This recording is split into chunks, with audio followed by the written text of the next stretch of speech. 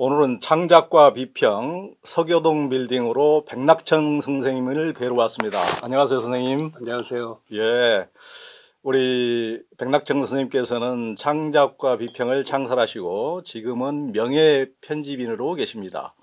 서울대학교 명예교수이시고 지금도 우리 사회에 정신적 지주 역할을 해오고 계십니다. 얼마 전부터는 백낙천 TV를 개설해서 더월 김영옥 교수 또 오광남 교수님 이런 굉장히 유명한 사회적 명사들을 초청해서 다양한 분들과 심도 있는 대화를 이끌고 계십니다.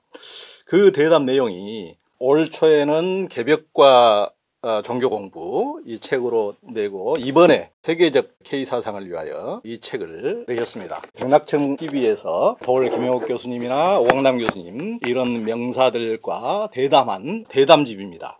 지금까지 해오신 일도 물론 많으시지만은 어떻게 지금 이제 80대 중반을 넘기신 나이에 뒤늦게 개벽사상과 K사상에 집중하시게 되었습니까? 본격적으로 그런 방향을 공부를 한 거는 그렇게 오래되지 않았고 또 아직도 많이 부족합니다만은 사실 제가 개벽이라는 단어가 들어간 제목에 들어간 글을 처음 쓴 거는 1989년인가 그럴 거예요. 좀 짧은 글이지만 그리고 좀 제대로 본격적인 논의를 한 거는 1992년에 원불교 개교표가 물질이 개벽되니 정신이 개벽하자 아니에요. 그래서 원불교 교무님들 훈련하는 데 가가지고 물질 개벽 시대의 공부길이라는 제목으로 그때 강연한 게 92년입니다. 물론 그 강연은 현장에 계신 분들 외에는 별로 몰랐겠지만은 그걸 나중에 내가 글로 정리해서 분단체제 변혁의 공부길이라는 책을 94년에 내면서 거기 실었고요. 지금도 저는 거기 실린 글 중에서 중요한 글 중에 하나라고 이렇게 자부를 하고 있습니다. 그래서 개벽 얘기는 제가 간헐적으로 쭉 해왔고 이제 근련에 와서 조금 더 집중적으로 해온 셈인데 어쨌든 재헌TV에서 관심을 뒤늦게 제 작업에 관심을 표해주셔서 감사합니다. 이번에 이제 한강 작가가 노벨 문학상을 수상했는데요. 창비에서 낸 소설 채식주의자와 소년이 온다가 한강 작가의 대표작입니다. 노벨상을 수상하기 훨씬 전 대담에서도 백 선생님께서는 작품다운 작품이 나오려면은 적어도 그것이 만들어진 그 순간에는 정신개벽이 이루어져야 된다. 그렇게 봐야 된다라고 하셨는데 한강 작가에게도 그런 점이 있다고 보십니까? 창비에서 낸 소년이 온다 하고 채식주의자를 한강에 대표적으로 꼽아주신 거는 저는 뭐 그거는 합당한 선택이라고 봅니다만은 그것만을 대표적이라고 한다면은 아마 작가 자신도 서운해할 거고 내가 보기에도 가령 더 최근에 쓴 작별하지 않는다라는 장편 우리는 그걸 안 냈지만은 그건 한강의 대표작을 꼽을 때 반드시 들어가야 되지 않냐 이렇게 생각합니다. 진정한 예술 작품이 이루어질 때마다 정신개벽이 이루어진다 하는 건 이제 일반론이고요. 그런데 이제 그 정신개벽에도 여러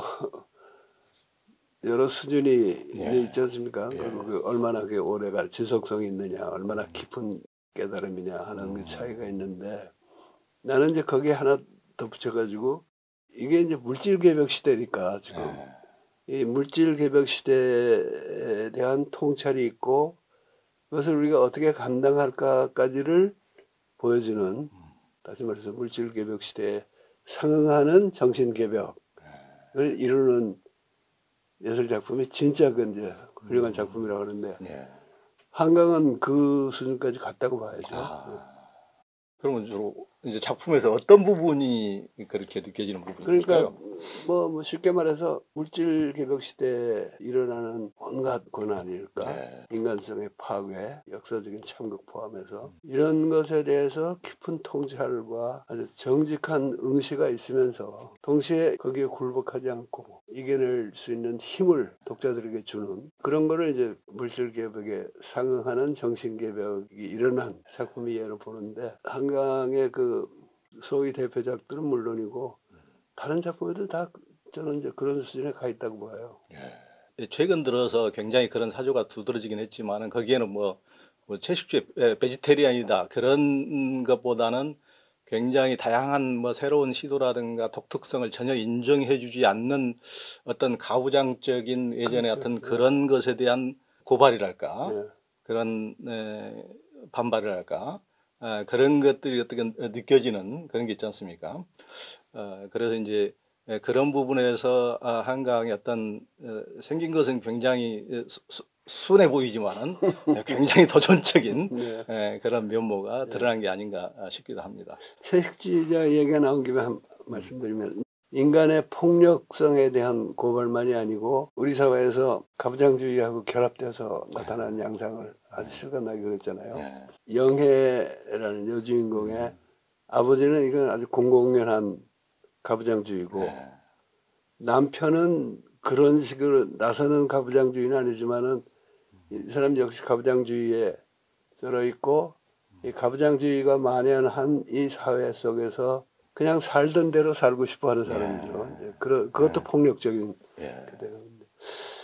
그래서 그걸 이제 페미니즘의 관점에서 이 작품 높이 평가하는 게 맞는데, 저는 그 페미니스트 비평이 조금 약간 오버하는 데가 있다고 봐요. 그게 뭐냐면은 그 형부 비디오 아티스트, 형부와 이 영예의 관계를 또 하나의 여성 착취, 남녀 차별의 예를 드는데, 그거는 그렇게 간단한 문제가 아닌 것 같아요. 왜냐하면 처음부터 그 형부가 자기가 처제하고 성교하려고 그랬던 게 아니고, 그 데리고 간 조수랄까? 그 증거국 하라고 그랬더니, 아이, 날 보고 포르노 찍으라는 거냐, 그래가지고 반발하잖아요. 그래서 이제 자기가 하는데, 물론 그 욕구는 있었겠죠, 그전부터.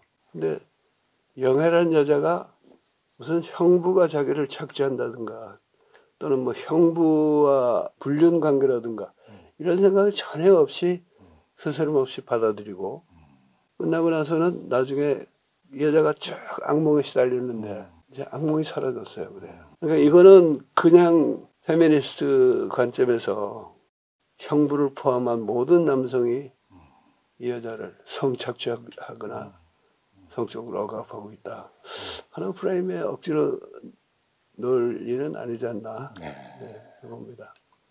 그래서 그 작품도 정말 깊이가 있는 작품이라고 봐요.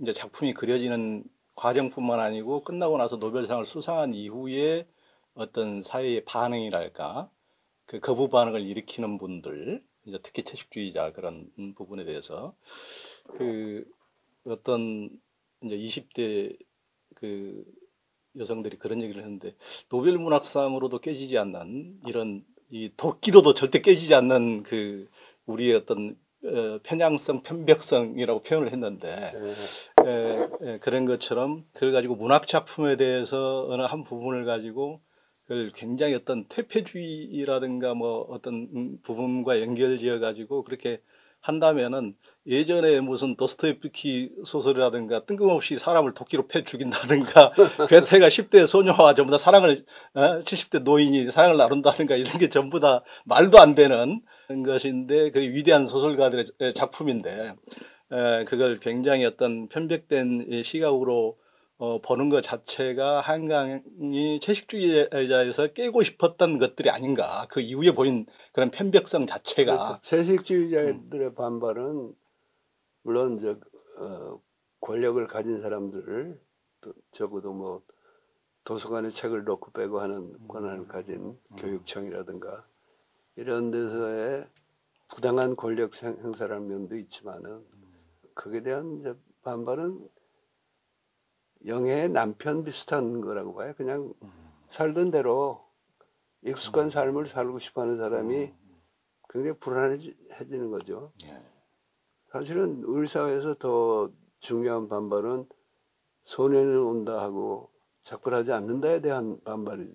네. 우리 5.18이나 4.3이나 이게 다 이제 공산주의자들의 폭동인데 이걸 완전히 왜곡했다. 그것도 잘 안 깨지는 편견이긴 한데 예. 저는 뭐 그렇게 도끼로 깨도 안 깨질 만큼 예. 견고한 건 아니라고 봐요. 예. 시간 문제라고 봅니다. 예.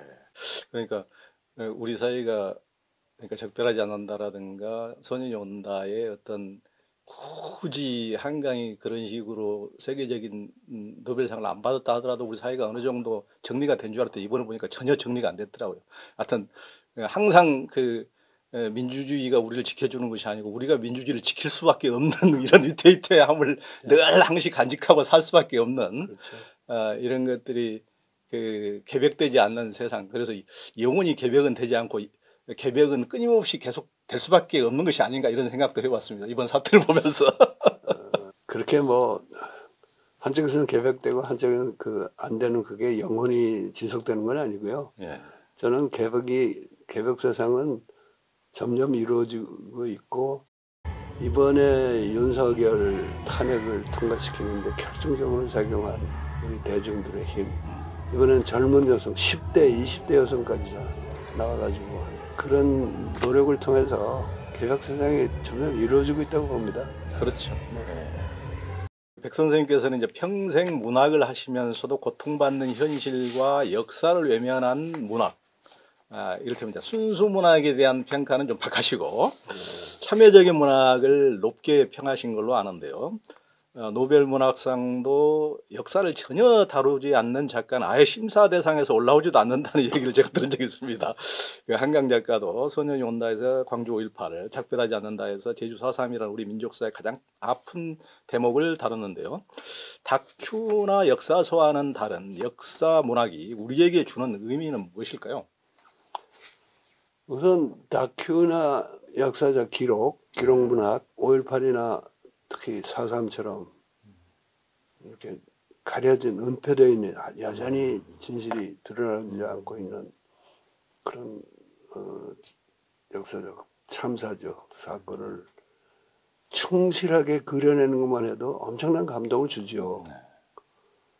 그래서 섣불리 쓴 소설보다는 그런 게 훨씬 더 값이 나가는데 숨겨졌던 진실을 알면서 정신 개벽을 일으켜서 여기 감당할 수 있는 각자의 힘을 기르는 거는 다큐나 그 경우에는 그냥 독자에게 맡겨져 있다고 봐요. 독자나 시청자에게. 그런데 문학의 경우는 그 진실을 알려주는 작업도 하면서 동시에 독자를 바꾸는 힘이 더 큰 것 같아요. 그러니까 독자가 진실을 깨닫고 스스로 이렇게 변하는 힘이 특별한 사람이 아니더라도 그 소설에 깊이 빠져서 읽다 보면은 그 사람이 변하고 일종의 기질 변화까지 일으키는 힘이 난 그 점에서는 문학이 더 크다고 봅니다. 그런 것 같네요. 그러니까 예전에 그 예수님이나 부처님 같은 굉장히 고수들은 이제 정론직필도 잘 하시지만 비유법을 굉장히 많이 사용하거든요. 이를테면 소설 비슷한 얘기를 끌어다가 이제 사람들을 이렇게 설득을 하는데 정론직필로 이렇게 직설적으로 얘기하면 사람들이 거부 반응을 기존의 가치관과 맞지 않으니까 거부 반응이 강한데 예를 들면 뭐 그 돌을 던지니까 니들 중에 죄 없는 자가 있느냐 이렇게 비유를 써가지고 자기를 돌아보게 하는 이런 것처럼 다른 얘기를 끌어다가 그게 이제 소설이 정통으로 역사를 다루기보다는 이렇게 소설적인 구성이 굉장히 거부감이 굉장히 강하고 고정관념이 강한 사람들한테도 그 소음에 물이 스며들듯이 스며들게 하는 그런 효과가 있는 것 같습니다. 가늠한 여자한테 돌을 던지자 그럴 때 너 중에 죄 없는 놈 있으면 사람 있으면 던져봐라 그런 거는 뭐 비유법이라기보다 그건 정론직필인데 정말 촌철살인의 그런 정론이었죠. 근데 그 그 큰 스승들은 다 비유도 적절히 활용하시고 직설적으로 말씀하는 것도 많이 있고 그리고 무엇보다도 어떤 명제를 설득하려는 게 아니고 듣는 사람의 삶을 바꿔놓는데 목표가 있었고 또 그런데 성공했기 때문에 그렇게 큰 영향력을 발휘하고 인류의 스승으로 받들어지지 않는가 싶어요. 이제 본격적으로 백 선생님께서 주창하신 개벽사상과 K사상에 대해서 여쭤보도록 하겠습니다. 이번에 나온 세계적 K사상을 위하여와 개벽사상과 종교공부에 나온 종교학자나 종교인들과 하신 이제 백 선생님 대담을 보면서 백 선생님이 이제 사회 현실과 문학에 대해서만 밝은 게 아니고 그 사회의 정신 사상의 뿌리인 종교, 특히 근대 종교에 대해서도 깊게 사유와 권해를 하시고 깊은 해석을 해내신 게 상당히 인상적이었는데요.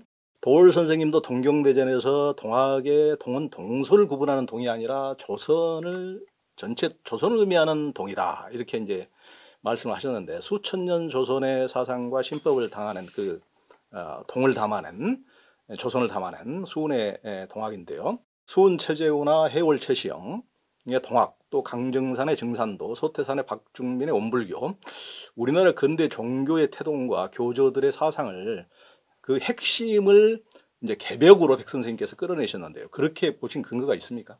그분들의 경우는 뭐 내가 뭘 끌어내고 자시고 할 것 없이 그분들 사상의 핵심이 개벽이죠. 수훈 선생은 후천 개벽이라는 말씀을 안 쓰셨고 다시 개벽이라고 표현을 하셨고 해월 선생은 사실은 후천 개벽 얘기를 하셨고요. 등산이나 소천한다. 그래서 수훈에서 시작한 한반도의 후천 개벽 사상과 운동이 큰 흐름을 이루고 있는데 거기에 대한 인식이 아직도 우리나라 사람들이 부족하고 나 자신도 그 일찍부터 더 좀 공부하고 그런 얘기를 못한 것이 사실이고요. 한국뿐 아니라 세계 전체의 역사 속에 이걸 좀 더 설득력 있게 현대인의 언어로 바꿔서 그걸 해보는 게 이제 나의 최근의 노력이고 세계적으로 갖는 의미를 그러니까 우리 한반도 역사에서만 중요한 게 아니라 이게 세계 역사에서 얼마나 중요한 얘기인가 하는 걸 좀 말할 때가 된 것 같아요. 그래서 아까 그 소개해 주신 이번에 나온 두 번째 저담집이 세계적 K사상을 위하여라고 되어 있는데 부제는 개벽사상과 종교공부 2입니다. 그러니까 이게 이제 후속편인 건데 똑같은 제목으로 1, 2, 3, 4 이렇게 내가지고 독자의 호응이 신통치 않을 수도 있고 또 하나는 첫 번째 책에는 부제가 K사상의 세계화를 위하여라고 되어 있었습니다. 그래서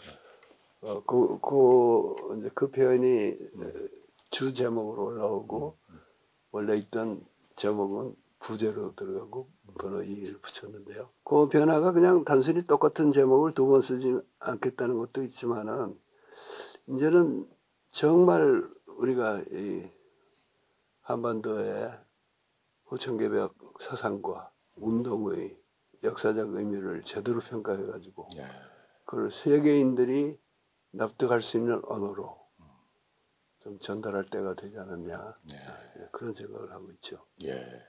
이제 수는 벌써 뭐 150년 전분이고 뭐 해월 다 소태산 이런 분들도 100년이 넘으신 이제 대가 가신 지도 또 100년이 넘으신 지금 세월이 지났고 그분들이 그렇게 암울한 어떤 한반도 역사에서 가장 암울한 시대에 그 개벽을 외쳤을 때는 무슨 잠자는데 봉창 두드리는 소리냐 이런 소리를 들을 법한 시대. 그때는 진짜 나라가 한참 꺼져가는 조선도 꺼져가고 구한말 또 외침을 끊임없이 받고 위에서의 제국주의 앞에서 어육이 되던 시대고 또 일제 30년 식민지 시대를 보냈기 때문에 전혀 그것이 국민들의 그 귀에 들어올 수 없는 개벽이란 우리가 정말 사람답게 사는 세상, 정말 제대로 된 세상을 볼 꿈을 찾아보기 어려운 그냥 민중들이 너무 답답하니까 예전부터 너무 답답한 시절에 막 미륵을 그린다든가 구세주를 그린다든가 그런 것은 있어 왔지만은 계백이란 말이 우리 가슴에 전혀 들어올 수 없는 시대였는데 그래서 이제 그런데도 이런 그 성인들의 말을 따랐던 그 백성들에 의해서 그분들은 목숨을 걸고 동학혁명이라든가 뭐 독립운동이라든가 이런 식으로 목숨을 걸고 그분들은 생명을 던져가면서 개벽을 몸으로 얘기를 했는데 뭐 대다수 지식인들이나 이런 분들은 그것을 크게 가슴으로 받아들이지 못하고 오히려 이제 뭐 음악 예술 또 젊은이들이 이런 분야에서 한 20년부터 한류라는 이름으로 전 세계에 이렇게 알려지고 한국도 이제 문화나 전반적으로 성장을 하니까 예전 같으면은 그런 얘기 하면 전부 다 국뽕이라고 완전히 말도 안 되는 소리라고 그냥 이렇게 치부를 해버렸는데 이제 많은 것이 앞서서 증명이 되니까 이제 뒤늦게 처음으로 그 이를테면 뭐 돌 같으신 분도 말씀하고 했지만은 그래도 주류에서는 전혀 받아들이지 않고 그랬는데 아직도 이제 주류에서는 제대로 그런 뭐 계백이라든가 K사상을 제가 보기에는 받아들이지 않은 것 같지만은 그래도 서울대학교 명예 교수님이신 우리 백낙현 교수님께서 처음으로 이걸 받으니까 야, 참 이 K사상, 개혁사상이 처음으로 조금 문안으로 약간 지금 들어올까 말까 하는 시대로 드디어 접어든 게 아닌가 이런 생각이 듭니다. 여러 종교에 해박하시고 한겨레 신문이라는 그런 참 그 중요한 신문에서 대기자인가요? 선임기자인가요? 선임기자 전문기자입니다. 종교 전문기자. 전문기자를 하신 분이 그렇게 얘기해 주시니까 그게 더 임팩트가 있거든요. 그러니까 이게 이제 계백이라는 게 예전에는 위에 사람들이 훌륭한 사람들이 뭔가를 해서 그것을 우리는 일방적으로 따라간다고 생각했는데 계백은 밑으로부터의 어떤 혁명, 민으로부터의 혁명을 근 100년 동안 사람들이 초계처럼 자기 목숨을 이렇게 훼손해 가면서 이것을 어떻게 보면 계백을 증명해온 그러니까 그 수은이 처음 계백사상 그 도학을 설하셨을 때 이게 무슨 붕창 뜨는 소리냐, 뜬금없는 소리냐라는 반응을 보였던 거는 지식인 엘리트층이고요. 일반 대중들은 정말 구름대같이 몰려들었잖아요. 그래서 당국에서 위협을 느껴가지고 이걸 이제 서학으로 몰아가지고 천주 어쩌고 하니까 시천주 뭐 하니까 너 천주학쟁이 아니냐 그래가지고 처벌을 했는데 나는 그 사람들이나 그런 그걸 꼬드긴 영남에 이제 완고한 유생들이 최재호가 천주교도가 아니라는 걸 몰랐을 리는 없어요. 그렇죠. 그 위협을 느낀 거죠. 예. 그 사상도 사상이지만은 혼자서 글만 쓴 게 아니라 이 사람 몇 마디 하니까 그냥 대중들이 정말 구름같이 몰려들었거든요. 그래서 계백이라는 게 옛날에 하던 천재 계백이 아니고 지금 다시 계백한다는 거는 이 세상을 온통 바꿔놓겠다는 거 아닙니까? 그러니까 이 현재의 세상 구조에서 편안하게 또는 거기에 익숙해 있는 사람들이 좋아할 리가 없죠. 특히 기득권을 많이 가진 사람일수록. 그래서 아직도 반발은 많은데 한류의 전파에서 중요한 역할을 한 K-팝 팬들이나 또 그동안의 사회과학적인 인식을 가지고 이 나라의 근본적인 변혁을 주장해온 사람들이나 다들 한 광장에 모여가지고 거의 통을 되다시피 했거든요. 그러니까 그만 해도 벌써 대세가 달라지고 있다 하고 봐도 될 것 같습니다. 저는 굉장히 이런 한 이상한 사람이 만든 어떤 뜬금없는 얘기는 하지만은 우리 사회가 유일하게 못한 게 통합이고 그러니까 독재자를 몰아내는 데는 민초들이 깨져가면서 수없는 수업을 반복하면서 독재자 몰아내는 데는 세계적 프로가 됐는데 통합을 유일하게 지금 우리가 못하고 있는데 그 박근혜 대통령이 한번 통합을 시켜줬는데 그 기회를 못 살리고 이번에는 윤석열 대통령이 통합을 지금 전 국민의 한 8, 90%를 지금 통합을 시켜줬는데 이런 기회를 잘 살려가야 된다고 봅니다. 굉장히. 그러려면 역시 튼튼한 사상적인 중심이 있어야 되는 건데 우리 전통속에 그게 없는 게 아니에요. 그냥 우리가 그걸 무시하고 살아온 것뿐이죠. 그 한국의 이제 개벽 사상가들은 개벽, 즉 역사 속에서 수많은 고초를 겪었던 한민족이 살만한 개벽 세상은 언제쯤 온다고 얘기를 했습니까?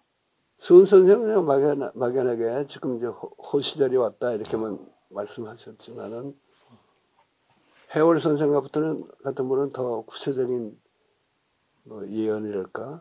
해월 그 최시영 같으신 분은 후천 시대가 시작되면 세상이 일단 더 지로진다. 앞으로 만국 병마, 그러니까 온갖 나라의 군대들이 몰려와서 다투는 큰 환란이 있을 것이다. 어지러움이 있을 것이다. 전쟁 같은 게 있을 것이다. 동학이 현창할 현도의 시기, 그러니까 동학이 다시 번창할 드러나는 시기는 첫 번째 산이 다 검게 변하고, 두 번째는 길에 다 비단이 깔리고, 지금은 전부 다 모든 길이 포장됐으니까 비단이 다 깔렸죠. 세 번째는 만국의 병마 군대들이 우리나라 강토에 들어왔다가 다 물러나는 시기가 될 것이다. 그때 이제 개벽의 시기가 될 것이다. 또 이제 원불교를 창시하신 소태사님께서는 대종경 인도품에서 그때 당시 이제 백예전제를 하신 말씀인데, 앞으로 큰 전쟁을 한번 치르겠지만 그것만 넘기고 보면 다시는 그런 전쟁은 없을 것이다. 그리고 이제 그분께서 금강이 현 세계아니 갱조선이라. 금강이 세계적으로 이렇게 드러나는 세상이 오면은 조선, 우리나라가 크게 변혁을 통해서 조선이 갱조선이라. 그러니까 크게 드러날 것이다는 이제 그런 말씀이죠. 희망적인 말씀이시죠. 학자이신 선생님께서도 그걸 수긍하십니까? 해월 선생이 예언하신 거는 지금 다 맞았다고 봅니다. 그러니까 그렇죠. 처음 둘은 이루어졌고 만국의 병마가 들어왔다가 나간 뒤라 그랬는데 아직 안 나갔거든요. 그러니까 혹시 지금 그 굉장히 과감하신 분이 미국의 대통령이 돼가지고 모릅니다 또. 그 사람도 뭐 그렇게 개벽적인 사람은 아닙니다. 개벽은 아니지만 뜬금벽을 할지도 모르는. 그러니까 우리가 그런 우연에 기대서는 안 될 거고요. 만국의 병마가 물러난다는 게 뭐 지금 유엔사라는 이름을 갖고 와 있는 미국 군대가 지금 제일 큰 문제죠. 그래서 지금 내가 당장에 미군 철수를 주장하는 건 아니고 이 미군이 물러나려면은 남북관계가 지금보다 개선돼야 하고 나는 늘 주장했듯이 남북이 뭐 통일 그러지 말고 남북연합, 그것도 낮은 단계의 남북연합부터 시작해서 서서히 진행하자고 그러는데 그 과정에서 미군 철수가 있겠죠. 어느 단계에선가. 그러면은 그게 만국병마가 물러나기도 한 거지만은 다른 모든 정세가 남북관계 포함해서 그만큼 좋아졌다는 거니까 후천개벽이 정말 순조롭게 진행될 시점에 왔다고 할 수 있죠. 소태산 선생은 그분이 이제 대각한 게 1916년인데 24년에야 지금 원불교 교단을 출범시킵니다. 근데 그때도 원불교라는 이름은 안 쓰고 불법연구회라고 불교 연구를 열심히 하는 모임이다. 이거 일종의 위장이었죠. 그런데 그 24년 갑자년을 후천 세상의 시작으로 봅니다. 근데 원불교 역시 무슨 얘기를 하냐면은 선후천 교역기라는 표현을 써요. 선천과 후천이 바뀌는 시기. 그러니까 해월 선생님이 말씀하신 건 똑같아요. 후천 시대가 시작하면 더 어지러워질 것이다. 그러니까 1924년 이후로 우리나라가 얼마나 많은 파란을 겪었습니까? 2차 대전에 많은 사람들 끌려가서 죽기도 하고, 거기다가 소태산이 어떤 얘기했냐면 그 고난을 겪는 과정에서도 앞으로 큰 전쟁이 한 번 더 있을 거라 그랬거든요. 그러니까 2차 대전 말고 동족상전의 전쟁을 겪었잖아요. 그리고 어떤 의미에서는 그 전쟁이 아직 안 끝났죠. 지금 정전 상태니까. 그렇죠. 아직도 평화 협정이 평화 협정되고 그때쯤 이제 제대로 된 개벽 세상이 한반도에서 열리기 시작할 것이고 세계라는 게 워낙 넓고 복잡한 데니까 각 곳의 사정에 따라서 먼저 되는 데 있고 나중되는 데 있고 그러려고 봅니다.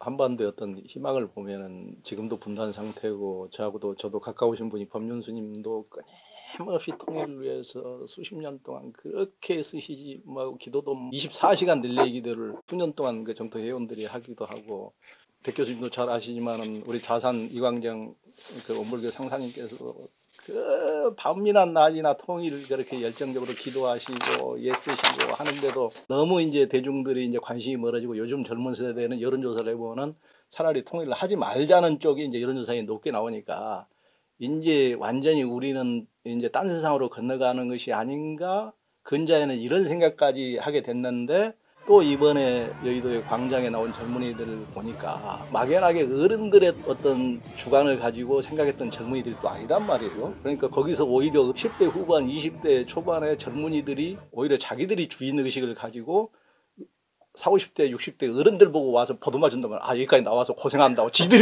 어른들이 고생한다고 이런 게 아니고 지들이 나와주셔서 고맙다고. 야, 확실히 이제 주인이 바뀌었구나 이 나라에. 그들한테 맡기면 이 세상이 어떻게 개혁될지 모르겠구나. 또 이런 생각을 해봤습니다. 그들이 개벽이라는 표를 들고 나온 건 아니죠. 그러나 개벽 세상에 대한 욕구 확실히 있다고 보고요. 이게 이제 정책이 되고 현실로 바뀌려고 그러면은 정치 지도자도 그렇고 학계나 언론계 사람들이 그들이 이제 그 마음속에서 갈구하고 있는 어떤 새로운 이념이나 사상을 제시해 줘야 돼요. 제시해 주면 이게 바로 우리가 원하던 것이구나 해가지고 덥석 받아갈 텐데 아직 그런 작업이 제대로 되어 있지 않고요. 좌산 상사님이나 법륜스님이나 이런 종교 지도자들도 그냥 남북연합 얘기 같은 거 안 하시잖아요. 통일하니까 애들 보기에는 종교인들이 거룩한 말씀 하시는데 통일이 되겠어? 그리고 통일되면 나한테 무슨 이득이 있어? 이렇게 생각하는 거예요.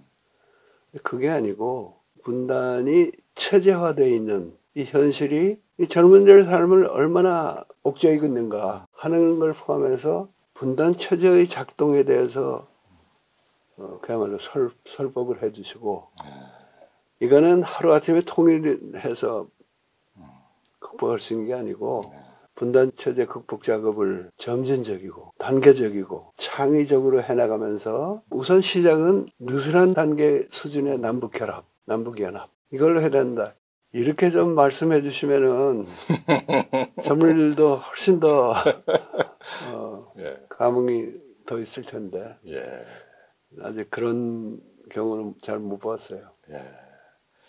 그러니까 이제 알게 모르게 이제 그런 분들이 전혀 아무리 애달게 말씀을 하시고 애타게 말씀하셔도 어떻게 보면은 참 젊은이들한테 씨도 안 먹힌다 이렇게 참 안타까이 생각을 했건만 이번에 보니까 그들이 생각이 없는 것이 아니고 미래를 우리가 주체적으로 만들어갈 그 내적인 힘이 있구나 이런 것을 느꼈기 때문에 그들이 만들어갈 세상에 대해서 기대를 하게 되는 겁니다. 그리고 그들에게 필요한 말씀을 해주셔야 돼요. 아무리 이쪽에서 애달고 간절하고 거룩한 말씀을 해도 그런 또 노인네들 말은 요새 젊은이들이 안 듣잖아요. 그러나 보다 하는 거죠.